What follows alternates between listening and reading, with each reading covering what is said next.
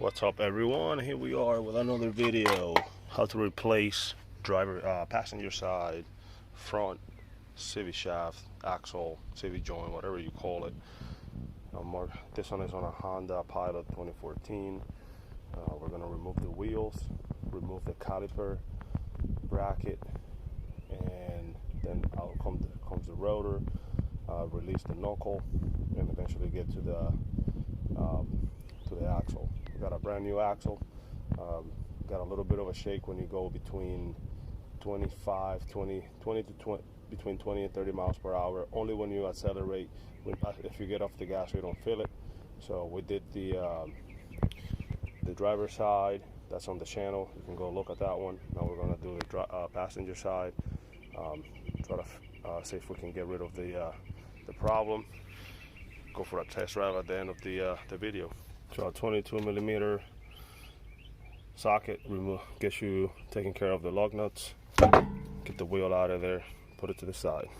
All right, here we have our ABS cable, which is held by a 10 millimeter, and then our brake line, which is held by a 12. Calipers. The bracket is held by I think it's a 18 or 19. And then you slide the whole assembly out, put it on a nice flat surface so it doesn't put stress on your hose.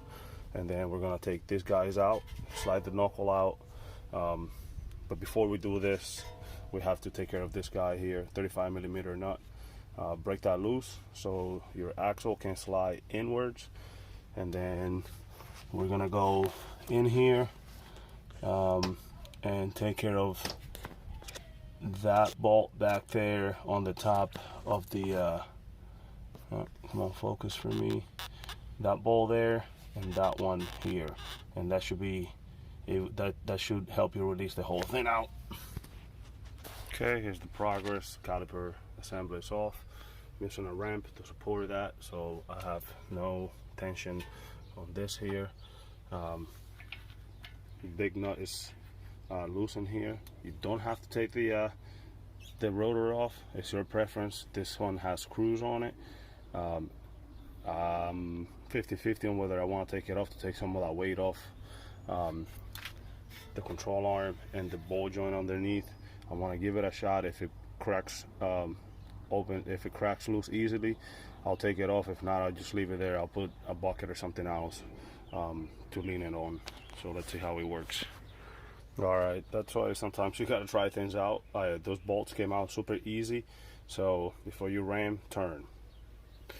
This one was a little tight, that one, but not really that tight, and this one was super loose. So now I can get that.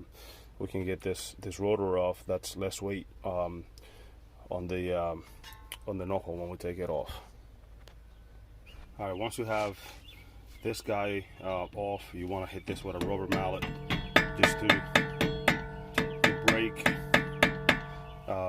that apart there, the splines. Don't hit that with a hard hammer. If you do, make sure you have a nut on so you don't damage the bolt if you're gonna reuse that. If you're not, then who cares?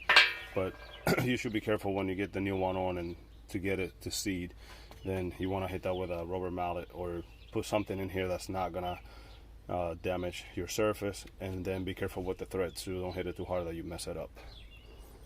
All right, we have our knuckle separated from the strut, and we have our shaft out. We just pushed it out, hit it slightly with a punch, and now we gotta get to those bolts back there. All right, the two bolts hold the second portion of the shaft is removed. Those two 14 millimeters. Get an extension to get in there, and we're gonna start pulling it out. All right, so we gotta pump the brakes here. We have a couple of screws, a couple of bolts that we gotta take off to take that shield. There's a shield, heat shield that protects the inner shaft from the exhaust. So we gotta get this shield right here has to come off. This guy right here, boom. So in front of the O2 sensor. There are 3 bolts, I believe. There's one right there. There's one right here in between, just above the catalytic converter, and there's another one over to the top. Because you're not gonna be able to, I doubt that you'll be able to remove the 2 supporting bolts for the shaft, which is you can see the one on the left side is for the shield, and that's attached to the shaft. The one on the right side is to the supporting bracket. And if you don't remove that shield, I'm not sure you're going to be able to get to that one on the right. If you could, you might be able to slide the whole thing out and then deal with it what's outside, but it's going to be real tight. So let's see what we come up with to resolve that. Alright, so air hammer didn't do it. I don't have enough space to get under there and put enough pressure. I mean, it's hitting it. The chisel is hitting it, but it's doing more of a cutting than a pushing job. And so that one that I mentioned earlier, we're gonna resort to that more of a ghetto method. I wanna call it more fit for the job at this point. We gotta work with what we can. So we got a strap tied to the back of that the shaft to a sledgehammer. I don't know if I should record this because I don't want to be made fun of on YouTube if I end up with a cracked skull, but we're gonna give it a shot and see what we get. Let's see if we can get the camera on here. And I don't want to mess around too much and put my phone too close to the action in case this flies open or flies off and hit the phone. But we'll try to see what we can do with it here.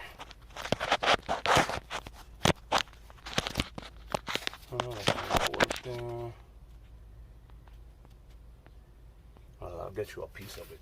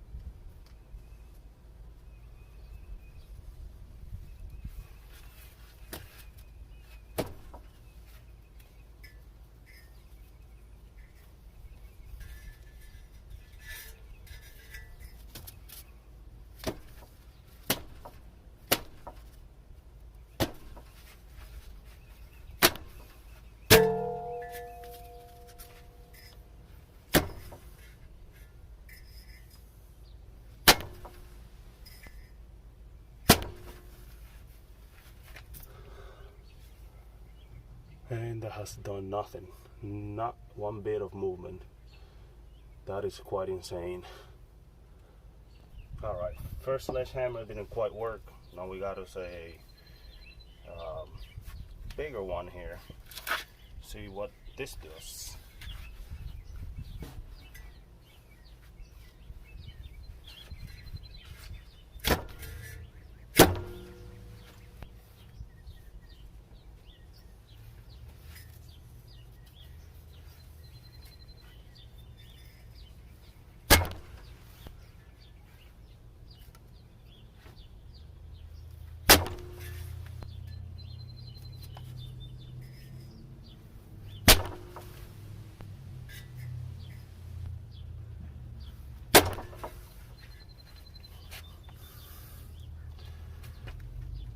It's not moving at all. I don't know what's going on.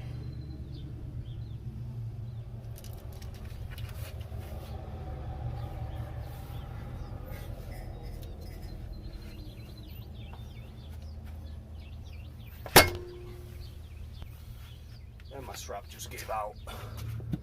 Awesomeness. Alright guys, so I haven't been successful with my my methods of removing this. I got an air hammer and I went at it. Back here you can see how I chiseled the corner there, and I think the hammer is doing more of a cutting effect than a pushing, and the attachment that I need to actually push that's rounded doesn't reach because the exhaust is right in the way. So what I'm gonna do now is I'm gonna disconnect from here. I'm gonna unbolt the exhaust from there. There's a hanger right there, and then I got a couple bolts here, to there, and to here. And then I'm gonna move that out of the way to make some space. I'll try the air hammer again and see if I can get better connection for impact. And if that doesn't work, then I'm gonna continue on and remove the bracket that holds the whatever that shaft, the connecting shaft. I do have that bolt to the right somewhat loosened, and the same with the one that has the shield. But I think right now I'm working against the friction in here where the shaft goes through in there, as well as the one in the transmission. So if I remove that bracket out of the way, then I'm only dealing with this. I can move the bracket off, take it off the old one and put it in the new one and move forward. So that's what we're dealing with. We're gonna go ahead again and take these off. They're really rusted. I'm gonna have to hit it with some PB blaster, maybe heat it up a little bit, hit it with the impact wrench, and try not to break any bolts, so I don't have to make this any harder than it needs to be. And there are three bolts total, so that one up there is gonna be interesting. All right, well, let's get after it on this beautiful morning under our car. So current situation, I had to take the exhaust from here and drop it. As you can see, it's on the floor all the way to the back. It's only hanging on one side, so I didn't need to take it off of both. So three nuts, 14 millimeter, all of them. I'm only doing this far back because I couldn't get those guys over there off. These guys right here, that one and the one, it's a triangle but they were too hard, too rusted, so I had to unfortunately go back here, remove the shield, and now I'm taking the center bracket where the bearing is, take all that off, and hopefully it slides out. I'm not sure if this would have worked with a slide hammer, but the way that I hit it with the air hammer and everything else, and nothing has worked, we got to try something else. So that's where we at. We got 2 more bolts to remove, and then the bracket should be free, and we're gonna try to yank it out. All right, so finally got this guy out. I ended up loosening up the bracket, but I guess I didn't have to do that. I mean, I don't know at this point. Maybe I needed the room to wiggle around, but all I did was, I guess what worked the most was hitting this earlobe back and forth. This is on the front end of the shaft, where the screws go to that bracket. So moving this back, and I knew it was super dry in there, and rusty and dirty and all that, and that's what was holding me up.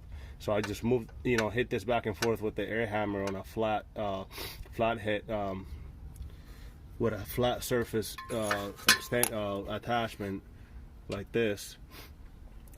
It did do a little bit of scratching on the back, but nothing to the threads. So by doing that, I was able to crack that loose, and then hitting it with the hammer back and forth until it cracked loose. Now we're all the way out. As you see, that's coming all the way out. So definitely a lot more than I wanted to do or needed to do for this one, as I had to take the exhaust all the way off and a bunch of plates and covers and crap, but we got it done. Now we're gonna get set up, clean everything up. I'm gonna take a fine piece of sandpaper and clean that up in there on the edges, so I can get rid of all that rust. In the event that I needed to do this in the future, it doesn't get that bad.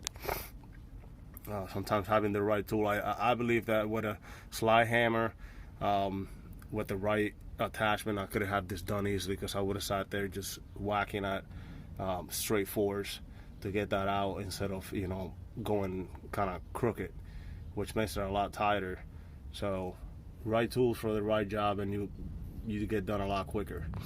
Once you have everything apart, don't forget to go and inspect your seal, the transmission, to make sure there's no rips in there. You don't want any tears on that. You get fluid coming out. So I'm just cleaning it, cleaning the edge, the surface. Mine is in good condition, so I don't have to mess with it. Yep, so there's my bracket. The problem that I was having is, you see that residue there, it was real thick, so I took it off and I took some sandpaper and cleaned it up real good. It's nice and smooth in there. So now I'm gonna I stopped recording because the sky looked like it was gonna open up, and I put all of my tools away, but apparently that was a false alarm. It just thundered in a bunch. So we're gonna keep on working. So seal is intact. Put your shield back with the bracket or the brace, whatever this is called. Put your bolts on there, guide them, and then let's get ready for installing everything back. And what we're doing now is we got the bracket that holds the shaft tying up. Now we're putting the shield bolts in place. We're gonna just guide them in there. Don't go ahead and don't tighten your bracket on one bolt first. Just get them all started, get them kind of nice and snug, or else you're gonna have problems getting them in. So do one at a time. Just get them, you know, like just meet them to the wall, and then you can crank them down. But if you do one all the way in and then another one, it's probably you're gonna end up not having everything lined up, and you can mess up your threads. So there's 3 12s, 1, 2, and 1 on the top, and that will get you your shield back on. And then after that, we're gonna slide the shaft. We're gonna do everything without the exhaust, and then hang the exhaust lastly. Okay, here's our replacement shaft. I'm gonna put a little bit of grease right here to help it guide in, go in easily, not a whole lot. And then we're gonna push it through. Got 2 bolts to secure it.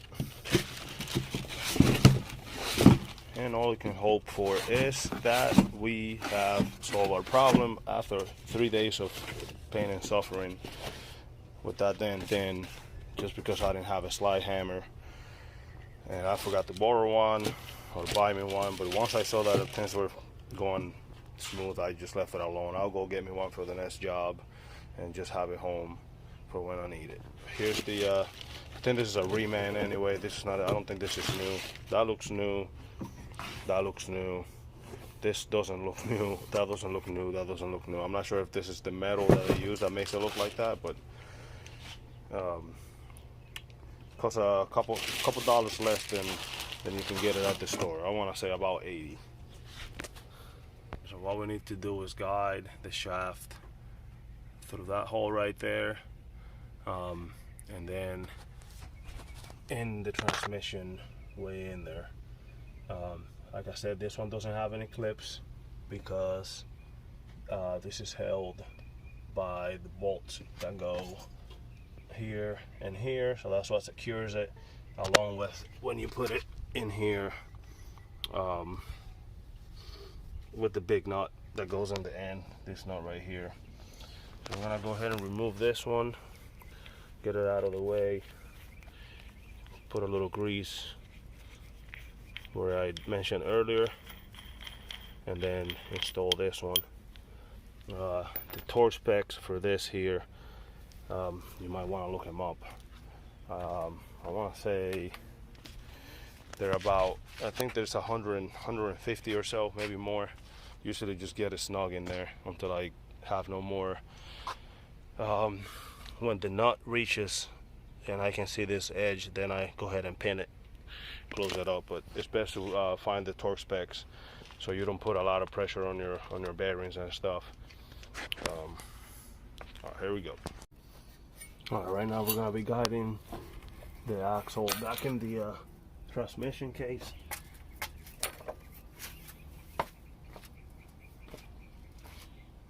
It's not the greatest of angles, but it's the best I can get. So we put our grease on the bearing, as I mentioned before, and I'm actually putting some in the support itself right now before I put it all the way in, just to try to get it to for a smooth transition.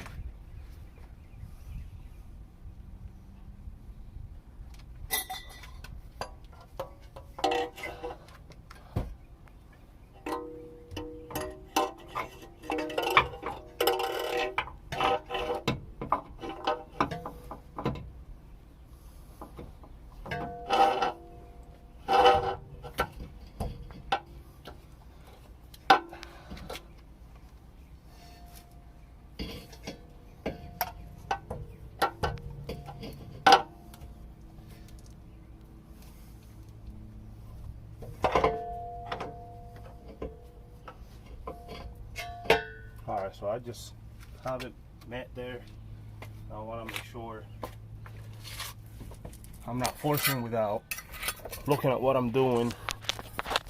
We're gonna go in here and make sure that the splines are matching, and once I know that I am matched up by wiggling this around, it's much better with a tripod or somebody holding the camera for you, but you can wiggle this around here, make sure everything matches before you push it in there, and then this here should match up with the holes here. So this is the fastener, and then you can see how I screwed back this up a little bit, but again, it's not nothing on the threads and nothing is going to be pushing out this way, so we should be fine there. All right, I'm gonna find the proper spot for this so I can push it in.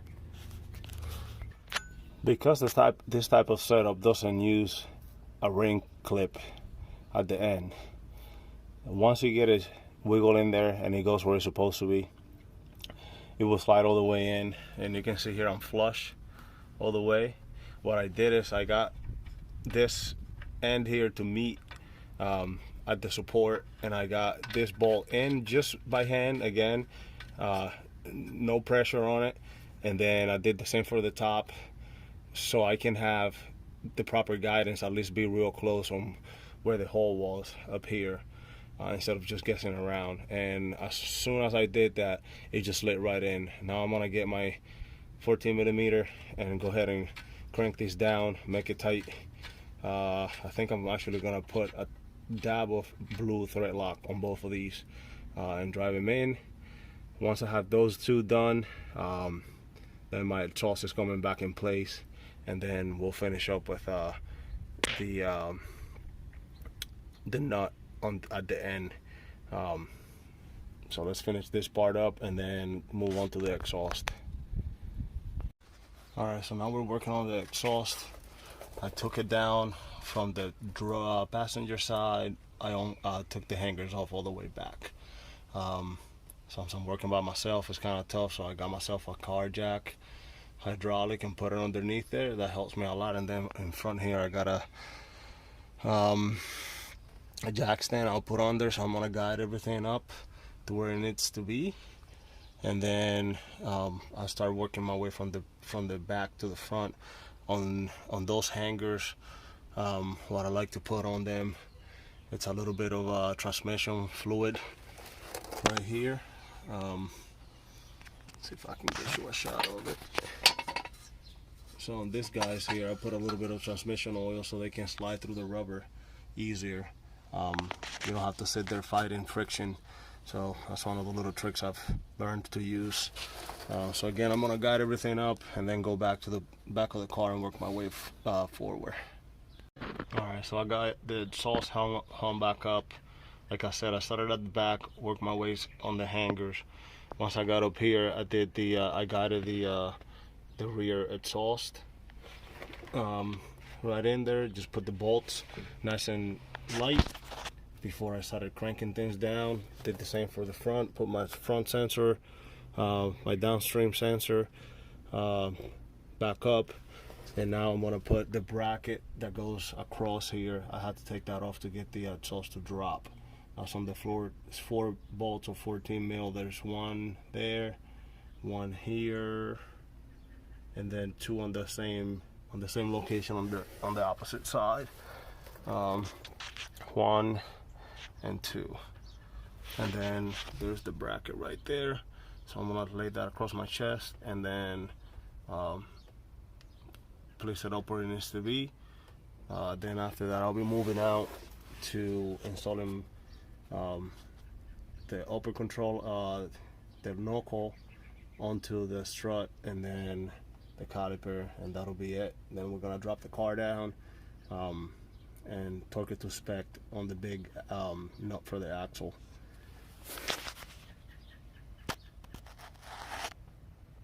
It sure has been an interesting couple days trying to figure this out, but we got it. So I just finished up with the exhaust. I got my axle shaft started here.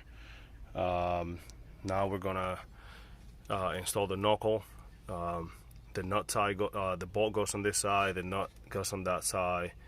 So the nut is on the front side of the strut. We're gonna tie. That's gonna get torqued down to 160 pounds, and then the caliper bolts are 100 pounds. 160, 100, and then for this one here, for the big one, it's gonna be 240. All right, so just make sure you get those specs right. And I guess while we're talking about that, once you have your everything back together, your lug nuts are gonna be 95 pounds. Whenever I am done or mostly done with what I'm doing, I like to do a self-check of things that I worked on. So I know I took that shield off. I got my bolts tightened everywhere. I can see there. I got the 2 bolts for the retaining set up there for the axle, one on the top, one on the bottom. I have all the bolts for the exhaust. I already checked them. ABS line is hung, brake line is hung, caliper bolts are in, and the axle nut is in there, and the knuckle bolts and nuts, and those are tightened. It's good to do this just so you make sure that everything is tight and you have everything where it's supposed to be. Last ones were these 2 here. So everything that I touch is nice and tightened like it's supposed to be, torqued down. So the exhaust, the axle bolts, the shield back there, everything is like it's supposed to be. The exhaust is hung from all the hangers, and we're good to go. Put the wheel on and dropper, tighten this down to the rest of 240 pounds, and take it for a test drive. All right, now that we have everything back together, lug nuts are semi-tightened. I'm gonna torque the nut to spec right here, 240.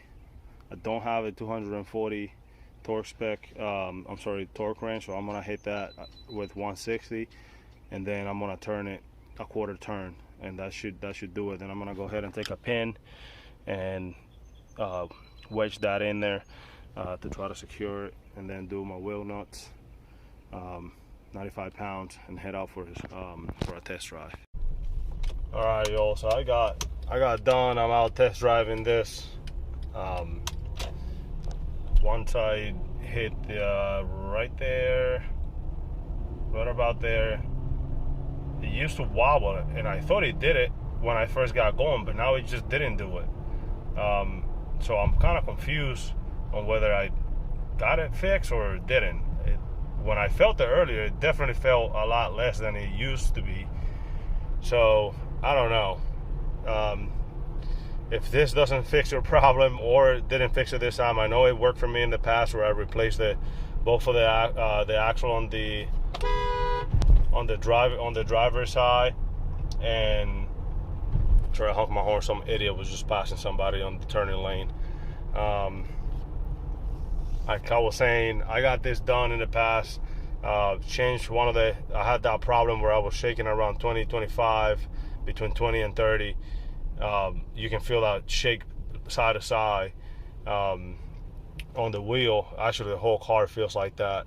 So now, this time I did the driver's side.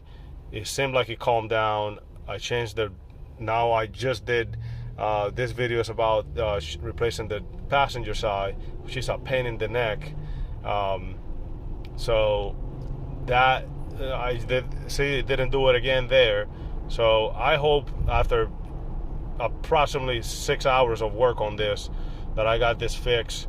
But again, it's something to try. There's money involved in time with it if you want to try it.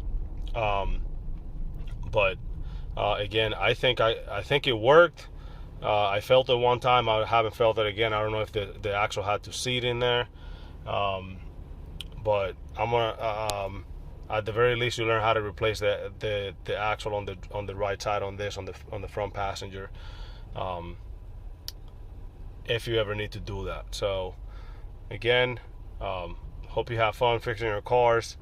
I love working on cars, except when I get into jams like I did today.